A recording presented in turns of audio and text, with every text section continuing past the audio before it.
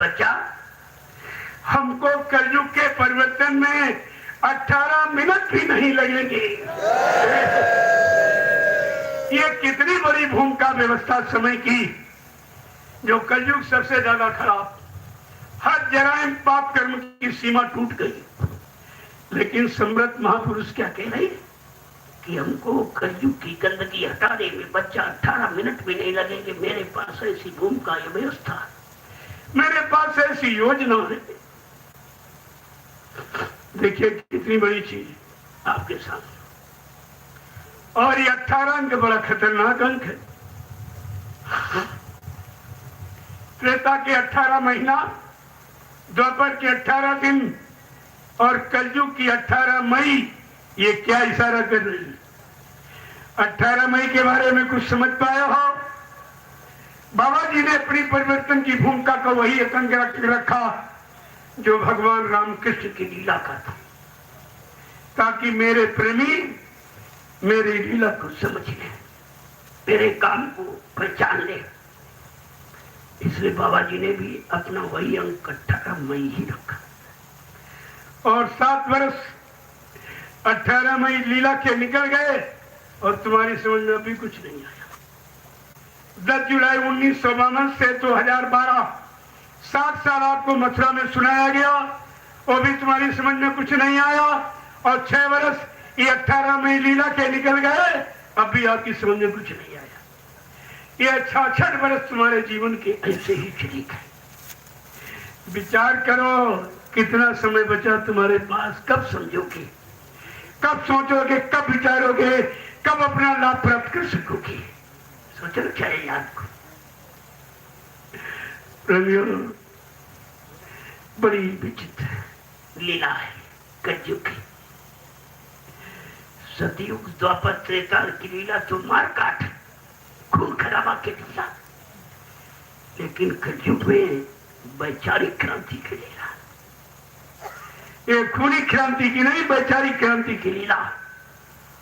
कहा था बच्चा, सत्संग सुना सुना कर मैं सबको ठीक करूंगा, सत्संग सुनाते सुनाते परिवर्तन करके दिखा दूंगा, सत्संग सुनाते सुनाते जीवों को भूले भटके रास्ते से बुलाकर सच्चे रास्ते पर खड़ा कर दूंगा।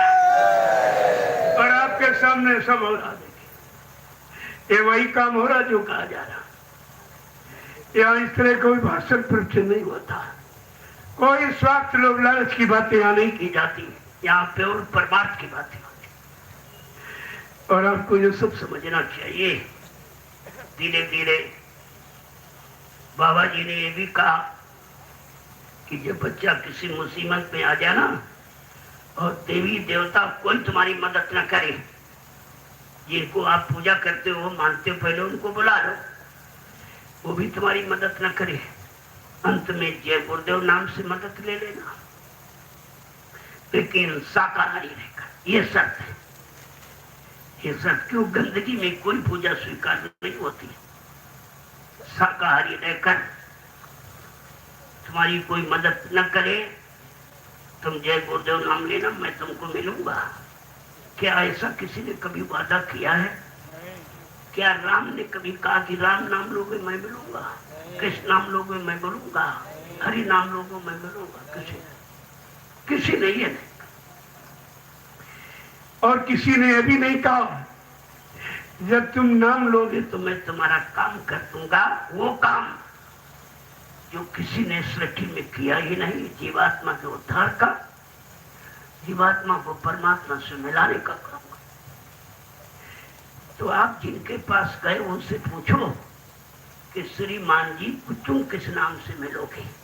क्योंकि बाबा जी ने तो कहा कि जय गुरुदेव नाम लोगों मैं तुमको मिलूंगा, मैं तुम्हारा काम करूंगा। शंका किस बात की? तो आप उनसे भी पूछो, श्रीमान जी तुम किस नाम से मिलोगे? अभी 2 मिनट में सच्चाई का राज खुल जाएगा, सत्य के आए झूठ क्या। लेकिन जब तुम्हारे पास सत्संग का वचन ही नहीं है, गुरु वचन रखा नहीं, तो तुम प्रश्न क्या करोगे? समस्या इस बात की। और आपको इस पर बराबर ध्यान रखना चाहिए। प्रेमियों, जो परिवर्तन करने आया हमारा इतिहास बता रहा है उसको अपना घर मुकाम मंडप छोड़ना पड़ा। अगर भगवान राम अयोध्या की गद्दी पर बैठे रहते तो परिवर्तन नहीं होता, दुष्टों का संहार नहीं होता, रावण वध नहीं होता, धर्म की स्थापना नहीं होती। राम ने जब परिवर्तन की आवाज लगाई उनको समय से अपनी अयोध्या नगरी छोड़नी ही पड़ी। भगवान कृष्ण ने भी कहा मैं तेरे राज की स्थापना करने आया। मथुरा जेल में पैदा हुए, उनको भी समय से मथुरा जेल छोड़नी ही पड़ी। बाबा जी ने विश्व परिवर्तन की आवाज लगाई, इसलिए बच्चा उनको भी समय से अपना मथुरा आश्रम छोड़ना ही पड़ा। ये मथुरा, ये तो इतिहास की परिवर्तन की पुरानी कहानी है। अब इसको भी भूल गए, उस समय में नहीं याद किया आया कुछ। मैं आपसे एक बात पूछूंगा, आप बाल बच्चेदार हो, सत्य बोलो। आप लोगों ने नामदान गुरु महाराज से लिया है या किसी चेले से लिया है? सच्चाई को सही से लोग जोर से बोलिए। ये वायुमंडल और पेड़ पौधे सब गवाही है। आप लोगों ने नामदान गुरु महाराज से लिया या किसी चेले से लिया है? आपका हाथ गुरु महाराज या किसी चेले ने पकड़ा है? आपकी जीवात्मा को जगाने का, परमात्मा से मिलाने का, निर्धाम निज लोक पहुंचाने का वादा ये गुरु महाराज ने किया या किसी चेले ने किया है? फिर आप क्या कह रहे हो? नामदान गुरु ने दिया, चेला गुरु के बने, आदेश किसका मानने लगे? अरे आदेश गुरु का माना जाता कि चेले का माना जाता? इतना भी तुम नहीं समझ पाए हो। इस मृत्यु लोक मंडल का इतिहास कह रहा, भगवान राम ने कोई आदेश नहीं दिया। भगवान राम ने अपने गुरु वशिष्ठ और विश्वामित्र के आदेश का पालन किया। आज उनकी पूजा हो रही। यह गुरु आदेश मानने की पूजा है। यहाँ कृष्ण भगवान ने कोई आदेश नहीं दिया। अपने गुरु संदीपन गुरु द्रोणाचार्य के आदेश का पालन किया। आज उनकी भी पूजा हो रही है। प्रेमियों, यहाँ गुरु भक्तों की पूजा है। बाबा जी ने क्या कहा? भगवान राम कृष्ण ने गुरु के आदेश को माना, तब उनकी पूजा हो रही। बच्चा, मैं तुम्हारी वो पूजा करा दूंगा जो राम कृष्ण की पूजा नहीं हुई।